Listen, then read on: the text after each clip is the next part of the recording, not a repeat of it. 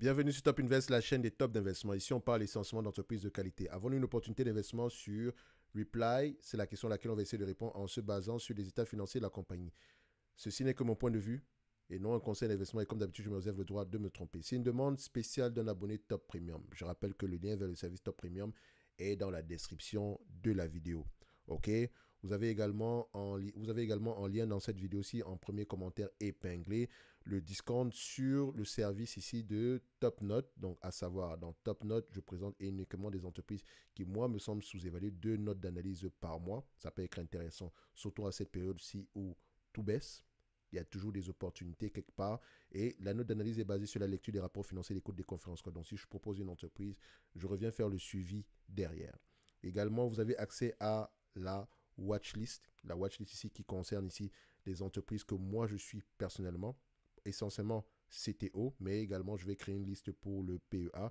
En supplément de ça, vous pouvez également avoir une watchlist d'entreprises que moi, je considère comme étant intéressante. Donc, vous avez la watchlist générale, où vous pouvez retrouver plus d'une centaine d'entreprises. Et la watchlist particulière, ici, vous pouvez retrouver à peu près moins de 100 entreprises que je peux suivre en date d'aujourd'hui qui se représentent à peu près, qui pourraient représenter des opportunités d'investissement quantitativement, peut-être sur lesquelles j'ai déjà fait des notes d'analyse ou bien sur lesquelles je prévois faire des notes d'analyse. Comme ça vous permet également de faire vos travail à côté. OK? Donc, le lien est dans la description de la vidéo ici. Donc, en premier commentaire, vous avez 50% de réduction sur ce service-là. N'oubliez pas également que sur la newsletter ici, d'accord, vous avez eu généralement ici, dernièrement, une note d'analyse sectorielle sur le secteur des boissons. OK? Un like, ça fait toujours plaisir.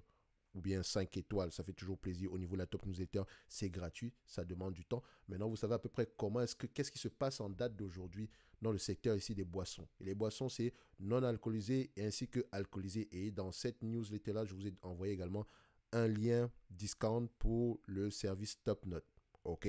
Donc, un like, un commentaire, un abonnement, ça fait toujours plaisir sur YouTube. On est bloqué à 11 000 abonnés et vous savez que l'objectif, c'est 100 000. Qu'est-ce qu'on fait encore à 11 000? Sauf si vous pensez qu'on vaut moins de 11 000. OK? Donc, activer la cloche, c'est toujours intéressant, surtout en ce moment-ci. C'est le moment de parler uniquement de belles entités. Une belle entité, je pense que c'est le cas en date d'aujourd'hui. Je ne connais pas cette compagnie. Moi, je juge une entreprise d'abord, avant qu'elle m'intéresse, je vais d'abord regarder les chiffres. Après ça, je vais regarder à peu près ce qu'elle fait. Et la description en général ici, j'ai juste besoin de savoir quel type de secteur d'activité on a face à nous ici, afin de pouvoir avoir un avis général sur les éléments quantitatifs. Mais bon, je peux vous encourager généralement ici à regarder la description de la compagnie, etc., afin d'avoir un avis. So, ici, revenu croissant, on aime ça. Est-ce que vous n'aimez pas ça? Merci. Je pense que la réponse ici est on aime ça également. OK? En marge brute, est-ce que les marges brutes sont stables ou croissantes? On a une légère croissance des marges brutes sur les dernières années, mais on constate qu'on a des marges brutes qui ne sont pas très élevées. Donc, quand je vois ça, ça veut dire ici que l'entreprise doit être très efficiente parce qu'on a 15% ici de marge, à peu près, de marge brute. OK? Plutôt stable. Peut-être que c'est l'activité de l'entreprise qui veut cela. Moi, je suis pas le type de personne, je ne suis pas un type d'investisseur qui va demander des marges brutes de 40% ou bien des marges brutes de 60%. C'est bien si la marge brute est élevée. D'accord? Le plus important pour moi ici, c'est peut-être regarder, enfin, il y a une data importante qu'on ne partage pas souvent ici, tout simplement parce que je n'ai pas envie je n'ai pas envie de perdre l'audience ici, mais je pense que vous êtes assez mature pour qu'on puisse de plus en plus l'introduire. OK? Donc, c'est le ROIC que j'aime bien, ou bien également le ROCE. On peut également le rajouter ici. Donc, c'est vraiment la métrique que je regarde plus quand je vais investir sur une compagnie. Je vais peut-être regarder un ROCE supérieur à 15%. D'accord? Dépendamment des secteurs d'activité, comment est-ce que ça se passe ici? Mais je veux toujours quelque chose qui est supérieur à 15%, un ROCE qui évolue dans le temps ou bien qui est au moins stable. OK? Donc, pas genre, là, c'est pas la marge but à 40, 60, 70%, c'est pas une bonne métrique. Parce que vous pouvez avoir des entreprises à 90% de marge brute, mais qui ont des retiers dégueulasses. Okay? Vous pouvez avoir des entreprises avec 2%, avec 2% de marge nette ici, ou bien de free cash flow, mais qui ont des retiers extraordinaires. D'accord? Faites très, très attention. So, c'est peut-être le cas ici des entités comme Mackesson, Cardinal Hill et Amery Sousbergen. So, on revient ici, on a regardé la marge brute. Maintenant, on regarde la marge EBITDA. On constate ici une chose. Et c'est peut-être quelque chose qui m'intrigue un tout petit peu. Regardez la marge brute et la marge EBITDA. D'accord? Même graphique. Vous constatez quoi? Marge brute est presque similaire à EBITDA, surtout sur les dernières années. Ça, c'est pas normal. Il y a quelque chose de bizarre ici. Soit, je pense que c'est plutôt un problème au niveau de ce logiciel-ci. D'accord?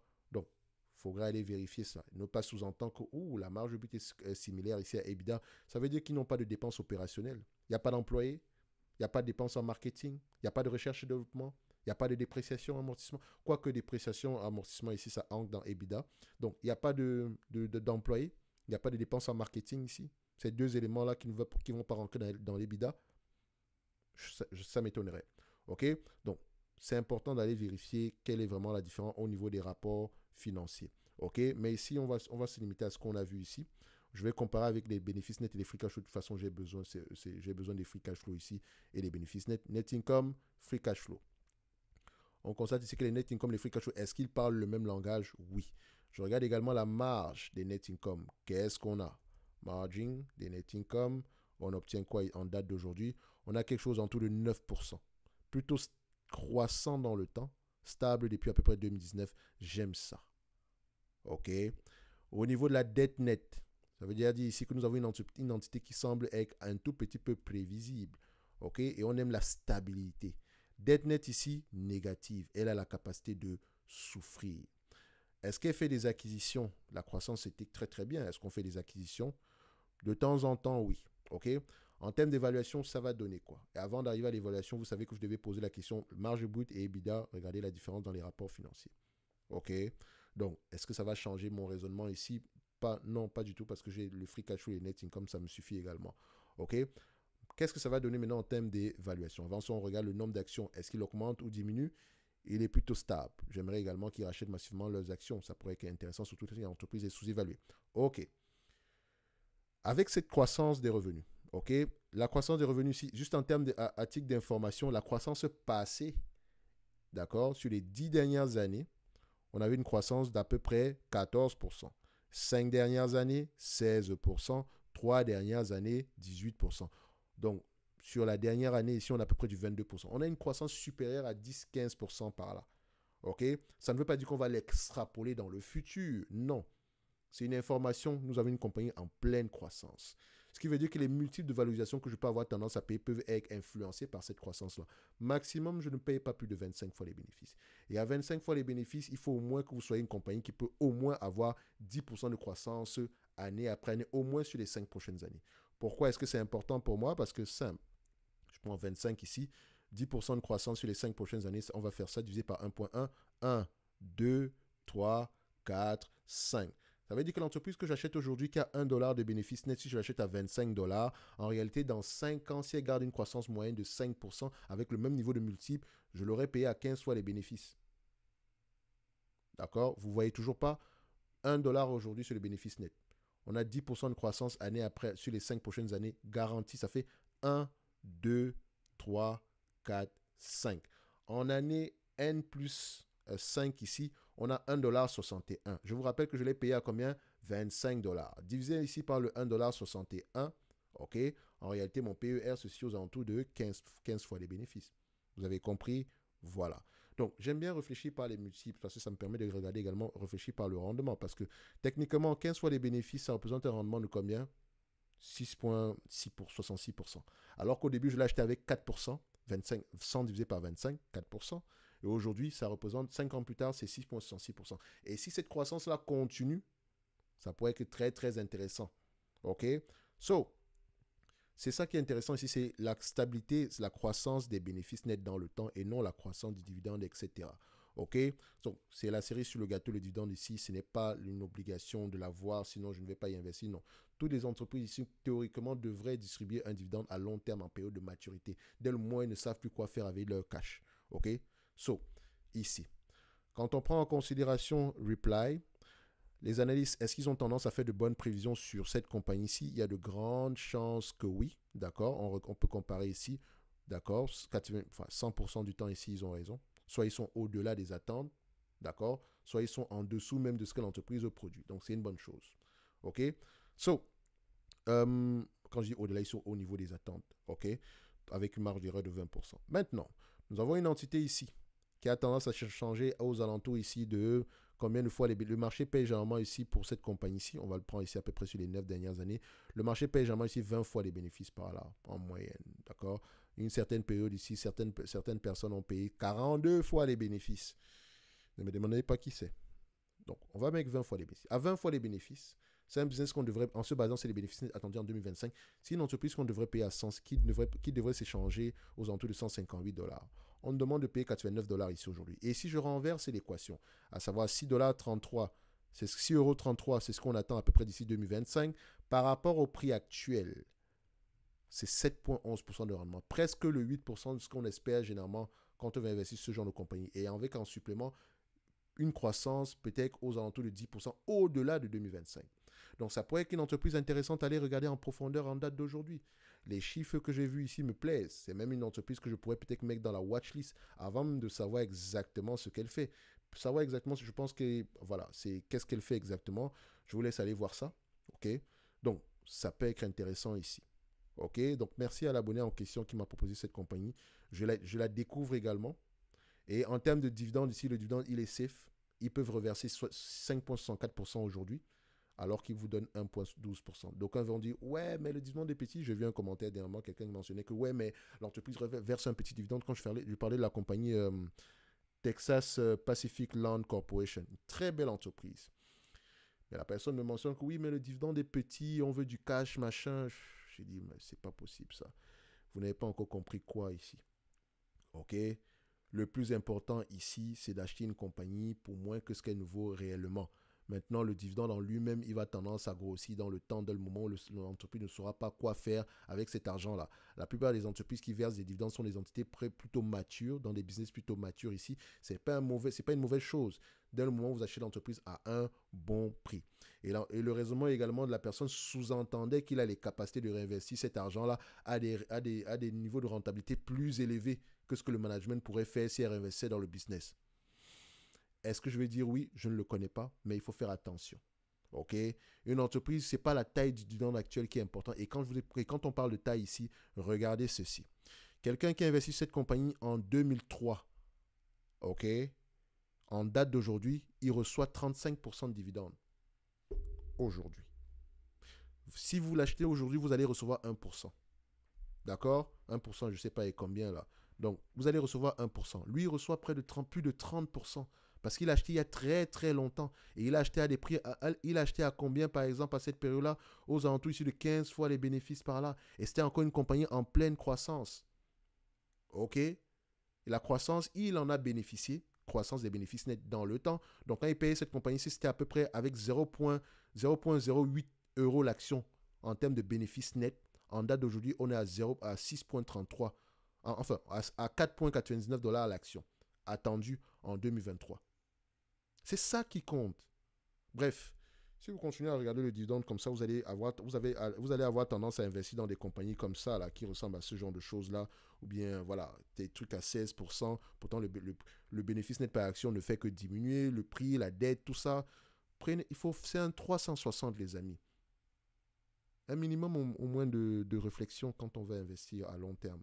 D'accord? Si je suis malhonnête, je vais vous dire, oh, c'est de l'analyse fondamentale. Pour moi, quand vous faites du quantitatif, c'est du quantitatif. Quand vous faites du fondamental, je sais également à quoi ça ressemble. Fondamental, c'est faire parler les chiffres, c'est le qualitatif plus le quantitatif. Ici, on a fait du quantitatif, ça nous permet de poser les bonnes questions quand on va lire les rapports financiers. OK? On a 2 ou 3 questions à poser ici. Maintenant, au-delà de ça, on va rentrer dans le business, la taille du marché, etc., etc. OK? So, si vous n'avez pas le temps de faire du stock, si vous n'avez pas le temps de faire le travail nécessaire quand vous choisissez une action ici, parce que ça demande au moins minimum quelques heures, d'accord, allez acheter un ETF et restez tranquille. OK? Sur cette chaîne-ci, on n'est pas là pour parler du dividende sans prendre en considération la politique même d'allocation du capital du business. Est-ce qu'il est même judicieux de verser le dividende en question? De toute façon, le dividende n'est que le résultat de la politique d'allocation du capital. Et on juge un management par rapport à sa politique d'allocation du capital ici, au-delà même de la stratégie derrière. OK? Donc, il faut faire très attention. Donc, ce genre de réflexion-là, excusez-moi, mais je voulais faire une vidéo par rapport à ça, mais après, je me suis dit, bof. Je ne peux pas dire je peux pas répéter ce que j'ai déjà dit par le passé ici. À un moment donné, les gens, vous allez apprendre ici avec l'expérience, point barre. D'accord? Donc, on va le laisser comme ça. OK? Donc, Reply, c'est très intéressant. Merci à l'abonné qui me l'a mentionné. En lien dans la description de la vidéo, je vous ai mis le service Top Note. Vous avez 50% de réduction sur ce service-là. Et comme je l'ai mentionné ici, vous recevez 2 notes d'analyse sur les entreprises qui me semblent intéressantes en date d'aujourd'hui. En supplément de ça, des notes de suivi sur des entreprises qu'on a déjà eu à mentionner précédemment. Donc, je ne mentionne pas juste une entreprise pour rien. Je fais également le suivi derrière. Donc, je reviendrai derrière ici pour voir si le scénario d'investissement de départ est toujours d'actualité. L'hypothèse est toujours d'actualité. OK? Ça ne veut pas dire que vous n'allez pas lire vos rapports financiers. Non. Vous avez également la watchlist générale où je liste toutes les entreprises que je suis, que ce soit CTO, PEA. Ensuite, vous avez une watchlist particulière où je suis les entreprises qui me semblent intéressantes quantitativement en date d'aujourd'hui, qui vont peut-être faire l'objet d'une recherche approfondie dans le futur, ou bien certaines qu'on a déjà eu à étudier par le passé. OK? Donc, le lien est dans la description de la vidéo et c'est différent du service Top Premium. Et comme je le rappelle ici, dans le service Top Premium, vous pouvez faire des demandes d'analyse quantitative. Or, dans ce service-là, il n'y a pas de demande d'analyse quantitative. Comme je dis toujours ici, analyser quantitativement une entreprise, vous pensez que c'est facile. Mais essayez de le faire de vous-même et essayez de le faire avec un niveau de volume aussi élevé. OK? Ça prend du temps. Ça prend du temps. OK? Ça prend du temps. Donc, maintenant, mon temps, je vais essayer également de me reconcentrer sur les affaires qui me concernent, à savoir mon portefeuille en particulier. D'accord? Donc, mon temps, maintenant, je vais le vendre très, très cher. OK? Dans le service Top Premium, si vous voulez faire des demandes d'analyse quantitative, le prix est ce qu'il est. Point barre. Dans les notes, le top note ici, vous avez ce qui est inclus également dessus, ce qui n'est pas rien. OK? Donc, tout le monde est content. Ceux qui ne peuvent pas, que ce soit top note ou je ne sais pas quoi, vous allez dans la top newsletter, c'est gratuit. Gratuit tellement, c'est tellement gratuit que même 5 étoiles, ça vous dépasse parfois. OK? Donc, allez-y sur la top newsletter où on partage généralement ici des analyses sectorielles. Donc, une compagnie comme Reply, je peux lire à peu près sur le secteur, vous donner une idée à peu près de ce qui se passe dessus. Et ça vous permet ici de ne pas naviguer à l'aveugle. OK? Dans le segment des rates, je l'ai fait. Dans le segment ici des semi-conducteurs, on l'a fait. Dans le segment le segment ici du tabac, on l'a fait. Dans le segment ici des plastiques et des emballages plastiques, on l'a également fait. Dans le segment ici, comment on appelle ça? Dernièrement, j'ai envoyé ici une note d'analyse sur le secteur des boissons, que ce soit boissons alcoolisées et non alcoolisées, on l'a fait. Et quand je parle de boissons, ça concerne les Pernod Ricard. D'accord? Ça concerne ce type d'entreprise-là. Et quand vous vous concentrez sur une compagnie, même si vous avez une approche bottom-up, donc en partant de l'entreprise vers le marché de cette compagnie, vers l'industrie de cette compagnie-là, vous n'avez pas le choix que d'avoir une idée générale sur l'industrie. C'est gratuit. D'accord? Ou bien il faut que je le mette à 1 euro ici pour que vous voyez à peu près que cette affaire-là, ça me prend du temps et je pense qu'il y a énormément de valeur dessus. Ou bien vous voulez que je vous envoie des emails vide de sens, à vous dire que oui, j'ai marché aujourd'hui dans la forêt, voilà, machin, machin. Non. Je me suis basé sur des emails qualitatifs. Je transmets de la valeur matin, midi et soir. OK? Donc, 5 étoiles, ça ne vous coûte rien du tout. Donc, on est dans le service la top newsletter. On a dépassé le millier de personnes. J'espère voir au moins 500 étoiles de 500, voilà, d'accord? 500 notes sur ce service-là. Donc actuellement, on a moins d'une centaine, ce qui n'est pas mauvais non plus. Mais les gens à qui on n'a pas demandé d'analyser, de faire de mettre 5 étoiles ou quoi que ce soit. Mettez le nombre d'étoiles qui vous semble correct. Je ne veux pas 5 étoiles. Mettez, si vous pensez qu'il a de la valeur pour vous, mettez le nombre d'étoiles qui vous semble correct. Si vous pensez qu'il n'en a pas également, vous pouvez mettre 0. Mais allez-y le noter. C'est très important pour moi. OK?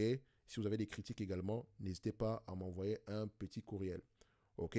So, Reply, intéressant au prix actuel. Maintenant, c'est le moment d'aller faire vos propres analyses, lire les rapports financiers, écouter les conférences calls. Et on va se donner rendez-vous sur la prochaine vidéo. Actuellement, il y a énormément d'opportunités sur le marché. Mais ce n'est pas le moment de regarder les entreprises uniquement du point de vue quantitatif. Non. Sinon, vous allez vous retrouver en train de demander, oui, mais ça coûte combien? Oui, mais est-ce que je devrais continuer à investir? Je fais du DCA, machin. Il y a des gens qui continuent à faire du DCA sur des actions. Ça n'a pas de sens. Faites très attention. On n'investit pas mécaniquement sur une action tous les mois. Vous y investissez tous les mois parce qu'elle est sous-évaluée au niveau des fondamentaux. Et pas juste les fondamentaux quantitatifs, mais également les fondamentaux qualitatifs. OK? Vidéo de 5 minutes. Je me retrouve en train de parler pendant 20 minutes ici. Je ne sais pas combien de personnes vont arriver jusqu'à la fin. Dites-moi en commentaire si vous avez suivi jusqu'à la fin de la vidéo. D'accord? C'est toujours intéressant. Et merci à tous ceux qui sont arrivés jusqu'à ce niveau-ci. On se donne rendez-vous sur la prochaine. Merci.